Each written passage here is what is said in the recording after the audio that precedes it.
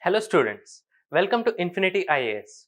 Today we will start a new lecture series on Science and Technology part of the Civil Services Examination. So, coming to the introduction, Science and Technology, we should first go through the syllabus like any other topic in Civil Services Examination.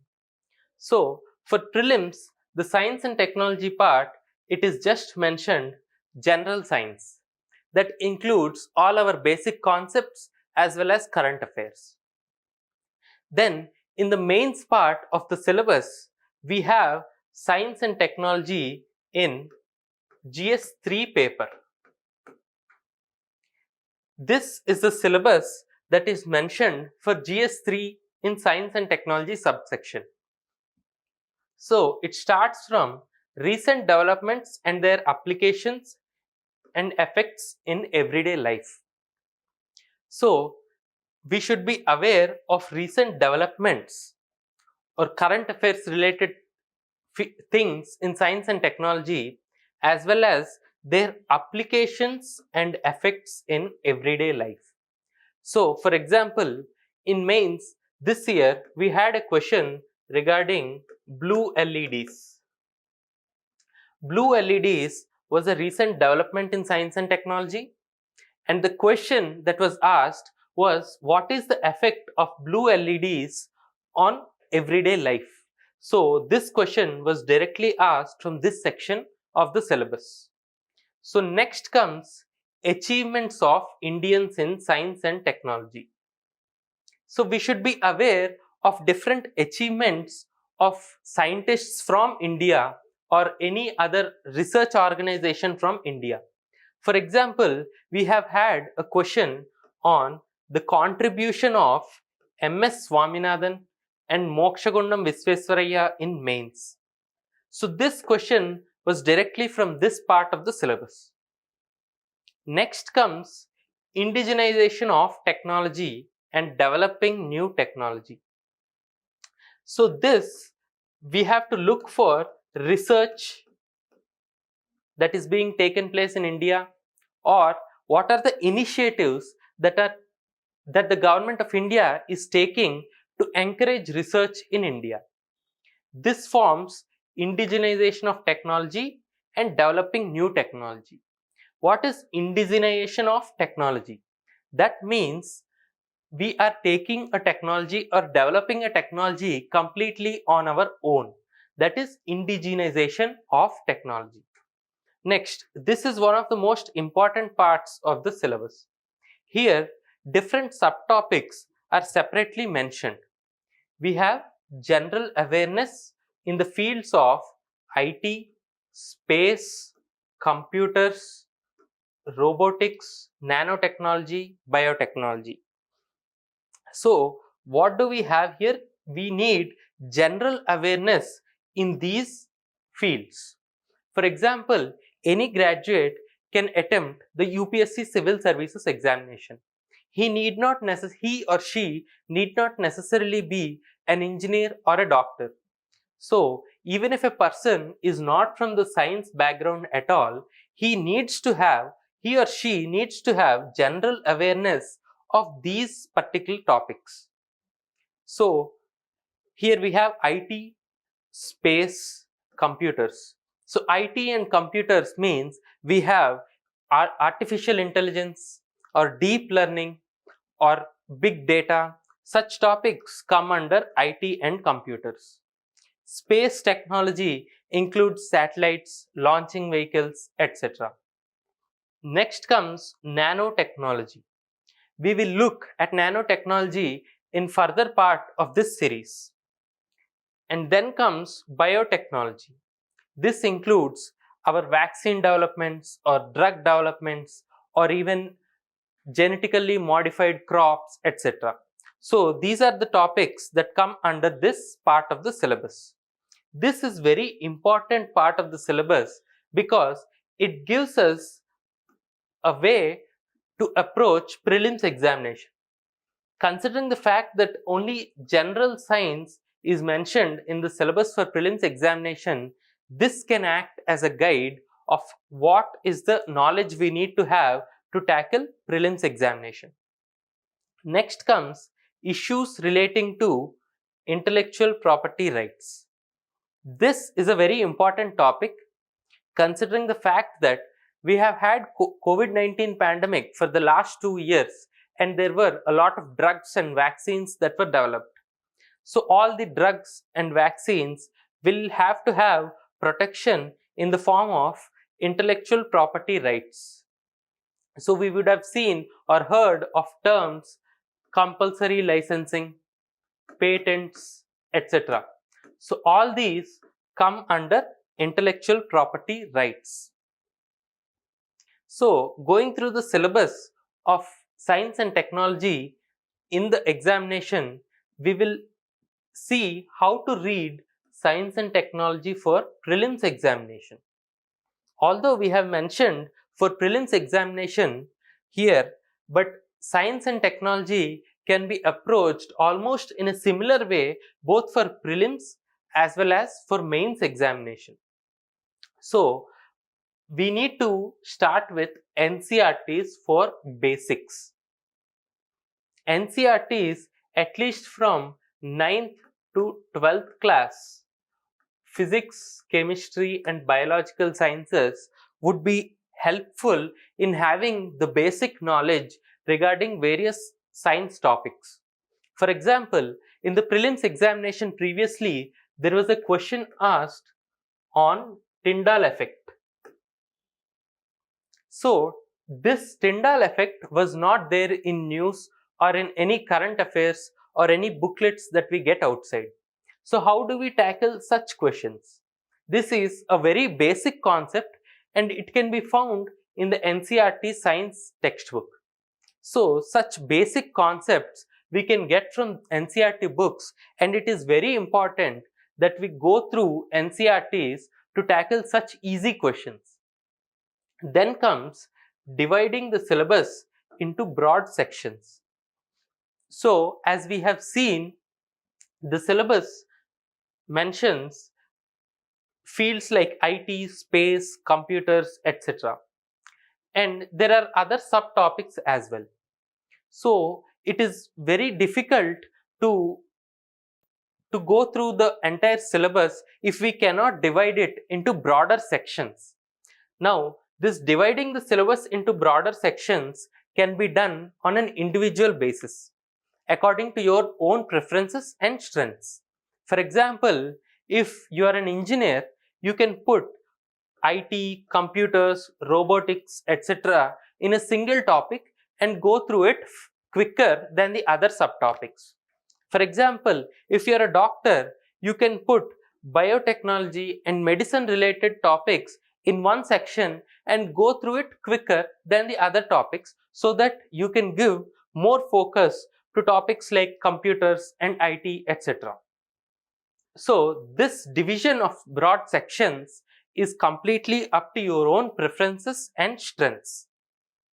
Next comes current affairs. So current affairs is a very important part in science and technology preparation. For science and technology, both for prelims as well as mains, we need to have a healthy balance of static as well as current. So how do current affairs help in science and technology?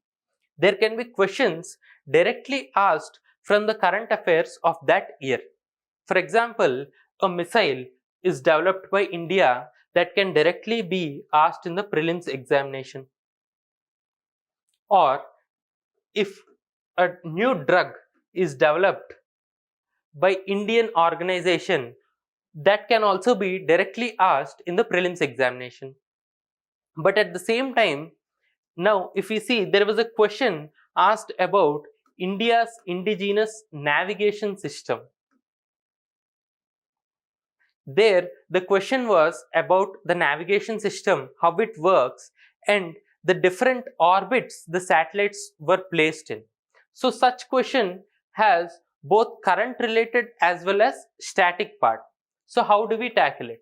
So such question on navigation systems, we need to have a knowledge of different types of orbits that satellites are put in, so that we will know what the orbit might be of that particular satellite. And then in that particular year, when we got the navigation satellite question, there was one of the satellite from the IRNSS that malfunctioned. So that is a current affairs part of the question. So in this question, they asked both static, that is the types of orbit, geostationary or geosynchronous orbit.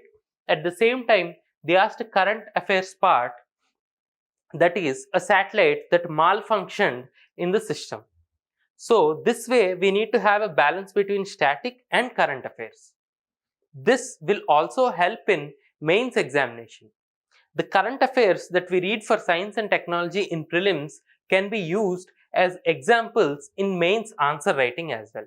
For example, if we read a missile that was developed by India, that can be used as an example in an internal security question in GS3.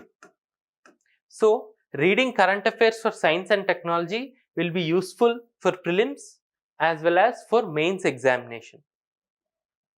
Next, we will divide the sections in science and technology in this way in our lecture series.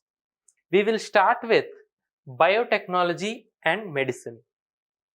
Biotechnology and medicine includes, we will start with genetically modified organisms, genomic sequencing, genomic editing, etc.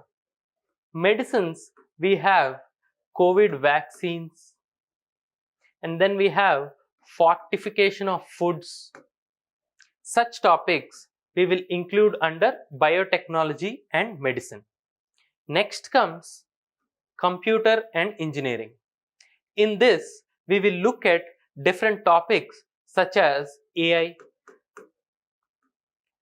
big data, drones, etc. So all these subtopics will be covered under the computer and engineering section. Next comes focus areas of government schemes. So this, in my opinion, is very important for prelims examination. So how do we find focus areas of government schemes? Every year, government will release a new mission or a new project under Ministry of Science and Technology or even Moefcc. So these ministries will start a new mission or a new project particularly in that year. It can either be found in the budget or separately from the budget. So for example, we see focus areas. We have had a national nanotechnology mission that was launched by the government of India last year. So this was an important topic for prelims last year as well as now. There was another mission launched regarding technical textiles. This was also launched last year. So technical textiles becomes an important topic for science and technology, not only last year but also this year. In this way, we will look at the focus areas. This is very important, particularly for prelims. As the science and technology subject is vast, we need to have some focus areas or some priority areas, and those areas can be found in government schemes. Next comes space technology and defense technology. So space technology includes satellites, satellite launching vehicles, etc. Defense technology, we can have missiles or a new ship or a submarine that was built, or we even have our missile defense system. So such things come under defense technology. Next comes fundamental research. So what is fundamental research? Every year we have certain developments that happen in fundamental fields, such as we have our gravitational wave observatory. So this becomes the location of the observatory, and what it does becomes important for prelims examination. So such developments are important when it comes to fundamental research. Then comes current affairs. So all this has certain current as well as static part to these subsections. When it comes to exclusively current affairs, we have Nobel Prizes. Every year, Nobel Prize will be awarded in physics, chemistry as well as biological sciences. So, whatever is the Nobel Prize that has been awarded in that year becomes very important for prelims perspective. So, that includes the current affairs. So, in this way, we will divide the science and technology syllabus into these sections, and we will look into each sections and the topics briefly in the lecture series. In this lecture series, we will start with biotechnology and medicine subsection. So the first topic under this subsection is genetically modified organisms. So what are genetically modified organisms? Genetically modified organisms are the organisms in which genetic material has been altered in a way that does not occur in natural recombination. So what do we understand by this? We will first look at what is genetic material and how it happens, the natural recombination happens. All the organisms, all the species will have certain genetic material inside them. So when the parent or the parent organism reproduces, it will give rise to offsprings. So this genetic material will recombine when it is undergoing reproduction to have a new combination of the genetic material. So this is natural recombination. We will see how this happens in nature. For example, we have two plants here. This plant is tall and this plant has a sweet fruit, a sweeter fruit. So when the pollen grain from this plant gets onto the flower in this plant and it produces a seed, the seed is natural recombination. This process of reproduction is natural. So the seed that comes from this can give rise to a plant that is both tall as well as that has a sweeter fruit. So this is a natural recombination that occurs in nature. The genetic material will be having a new combination which is different from both the parent plants. So this is how it happens in nature. But in genetically modified organisms, we alter this same genetic material but in an artificial way. That means it is altered in a way that does not occur in natural recombination. So how do we do this? We will take the same example of these two plants. We have a taller plant and a plant with a sweeter fruit.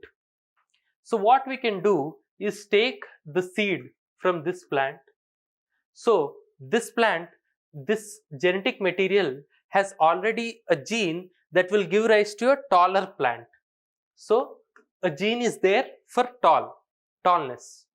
Next, we will take this plant and from this plant we will separate that gene which is giving rise to that sweeter fruit. We will take this gene and we will introduce in this seed artificially in a lab. So now this seed becomes a genetically modified organism. The plant that it will give rise to is a genetically modified organism. So why do we do this? We do this to get favorable characteristics. For example, in this two plants we have seen this natural reproduction or natural recombination, there is very low probability that it might occur in nature. It will only occur in 1 in millions. So, and it is very difficult to get such a crop naturally. So to get the favorable characteristics in one single plant or one single variety, we will do this artificially, where we will alter the genetic material by putting new genes or taking off some genes from the genetic material. So this is why we do genetically modified organisms. So how it is done? Crops are modified to produce favorable characteristics such as pesticide tolerance, herbicide tolerance, etc. So we will take an example. There is a field where crops are grown. We have a certain weed that is coming up between the crops. So this will decrease the yield of our crop. What we'll do is use a herbicide. This herbicide will kill this weed, but at the same time this herbicide may also damage our crops. That is not favorable for us. So what we can do is take this plant, in this seed we will add one more gene which gives resistance to this herbicide. So if we put this gene in the genetic material of this seed and grow this plant, what will happen is this herbicide will only kill the weed but not the crop. So that is favorable for the farmer. Such characteristics can be introduced in crops such as pesticide tolerance, herbicide tolerance, even drought resistance. That means those plants or those seeds can grow even in drought prone areas with less water. So that is a favorable characteristic for the farmer. Next comes the concerns that genetically modified organisms carry. So we have seen that genetically modified organisms, we can include all the favorable characteristics in the crop. So what is the concern with genetically modified organisms? There are certain challenges that these genetically modified organisms carry along with them, which includes biological, ecological, and socio-economic. What are the biological concerns? For example, we have altered the genetic material of a crop. The fruit that it gets might be toxic to human beings. We do not know it yet. So there is a challenge or there is a concern that this might happen. So there might be toxicity, or maybe this genetically modified crop may be toxic to the soil and the organisms that are living in the soil. That is a concern. Next comes ecological concerns. So here in genetically modified organisms, we are artificially introducing different genes. For example, we have introduced a gene for drought resistance in a plant. So this plant naturally does not grow in a particular area. We have given it a gene so that it grows in that drought prone area. What happens is that, what if this becomes an invasive species? Because it naturally does not belong to that area, the other organisms or the other plants are not accustomed to this plant growth. So that becomes a concern. So we might inadvertently introduce invasive alien species. Invasive alien species. So this is also a concern when it comes to ecology. Next comes socio-economic concerns. Particularly for GMO crops, the costs might be very higher. Farmers cannot afford the cost of those crops or the seeds to sow those crops. That is a socio-economic concern.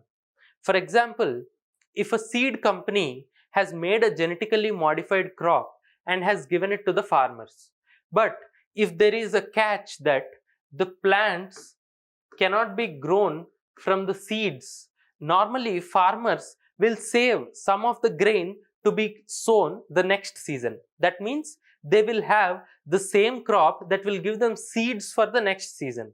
But what if the seed company that has invented this new crop variety has made sure that these seeds won't work the next season? So that becomes a burden on the farmer to buy seeds every season from the same company. So that is a socio-economic concern. So though we have certain favorable traits with genetically modified organisms, there are challenges as well. So this brings us to the reason why it is important to regulate GMOs in India. So, why GMOs is recently in news for the prelims examination this year, it is important because India has allowed import of genetically modified soya bean for livestock feed. So, what is very special about this particular news item? We have seen that genetically modified crops have certain favorable characteristics. So, what is it so special? What is so special is that there is only one crop that is allowed in India that is genetically modified. It is BT cotton. This is the only genetically modified crop that has been approved for commercial cultivation in 2002 in India. So, this is the importance of India allowing genetically modified soya bean for livestock feed. So, here if we see BT cotton is not a food crop, it is a cash crop. So, cotton we do not eat. So, it might not cause health concerns for human beings. So, that is why BT cotton was given approval after the field trials. None other than BT cotton is given approval. For example, we have genetically modified mustard that was developed by Delhi University. So, it was indigenously developed, but it is still not given approval for commercial cultivation because this needs more field trials and there should be enough data to ensure safety of the human beings. So, if we see how important this GM soybean being allowed to be imported into India. So, only one crop, that too cash crop, is allowed in India for commercial cultivation.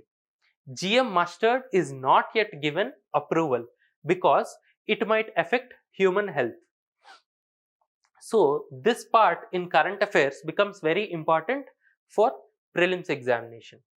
We need to remember it is GM soybean, genetically modified soybean, and it is only for livestock feed. That means this imported genetically modified soybean cannot be used for human consumption but only can be used as livestock feed. Livestock feed means it can be used to feed the poultry or cows that so that can be used. That is one of the application for genetically modified soybean. Next comes, if these are the rules and this is how tightly it is being regulated, the genetically modified organisms in India, so we have to see what are the bodies that regulate this genetically modified organisms and what are the laws that are made by the government of India. So here we see the Genetic Engineering Appraisal Committee. This is the body that approves field trials of any genetically modified crops. So what is this GEAC? This is a statutory body. This is a statutory body. It is very important that this is a statutory body. That is, it is made under a law made by the government of India. We will see what is the law that gave rise to Genetic Engineering Appraisal Committee.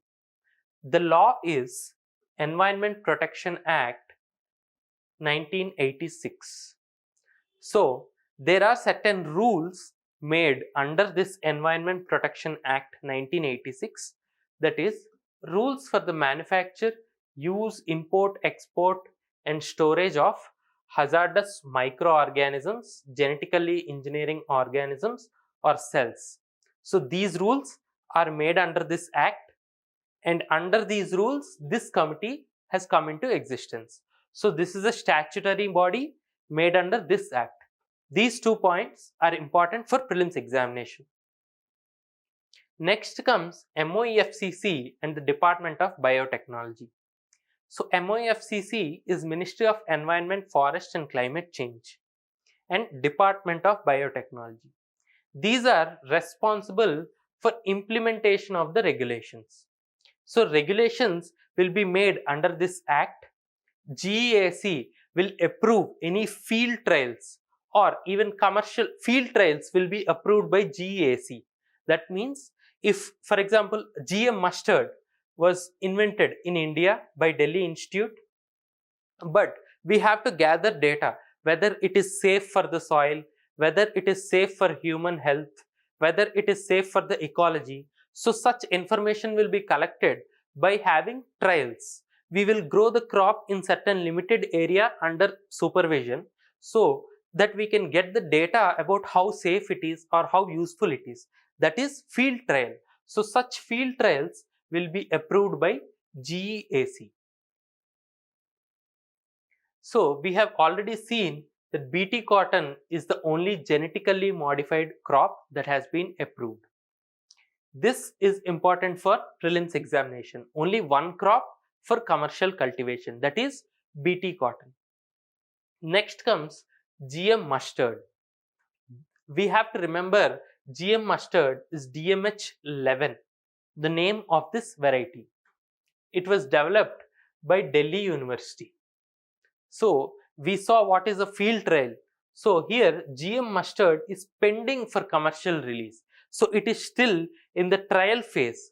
It has not been approved for commercial cultivation because GEAC has advised to generate complete safety assessment data on environmental biosafety. Like we have discussed, we still have to get more data so that we can make sure GM mustard is safe for ecology as well as human health. So GM mustard is not there for commercial cultivation yet. Next, GEAC has allowed biosafety research field trials of 2 new transgenic varieties of indigenously developed BT brinjal. So BT brinjal is also another food crop that was genetically modified, but here also we see that GEAC, the Genetic Engineering Appraisal Committee, has asked for research and field trials of 2 varieties of BT brinjal. So for prelims, we need to remember BT brinjal is still for field trials and it is not there for commercial cultivation, and it is developed by National Institute for Plant Biotechnology and Indian Council of Agriculture Research. So these 2 bodies combined to develop this BT brinjal variety. So for prelims perspective, first thing is BT cotton, only commercial crop, only under commercial cultivation. GM mustard and BT brinjal are not yet under commercial cultivation. These are the points that we need to remember for prelims perspective. So we have seen that genetically modified organisms are very tightly regulated and only one of the crop is available for commercial cultivation.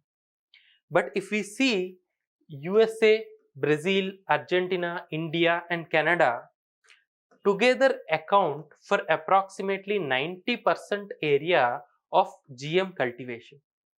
So this is a very important statement because in prelims there will be one statement where they will say India is a major cultivator of GM crops. So we have seen that the regulation is very tight for GM crops. So we might think that India is not a very major cultivator of GM crops, but that is false. Here we see India is one of the countries where majorly GM crops are cultivated. Even though we have only BT cotton that is approved, India is one of the major cultivators of genetically modified crops. That means BT cotton is widely cultivated. So this is an important statement for prelims examination. If we see individually, this might sound false, but it is important that we see that it is true in the examination. So under biotechnology and medicine, in this lecture series, we will next look at genomic sequencing, and Human Genome Project, which is also there in the news recently. And then we will look at fortified foods. So this is also a very hot topic in current affairs this year. Next we will see biofuels. Biofuels is also a hot topic, particularly with the rise in renewables, focus on renewable sources. Next comes DNA technology bill. This bill was recently passed, and so it becomes a very hot topic for prelims examination. These are the topics we will further look at in the lecture series. For now, thank you so much.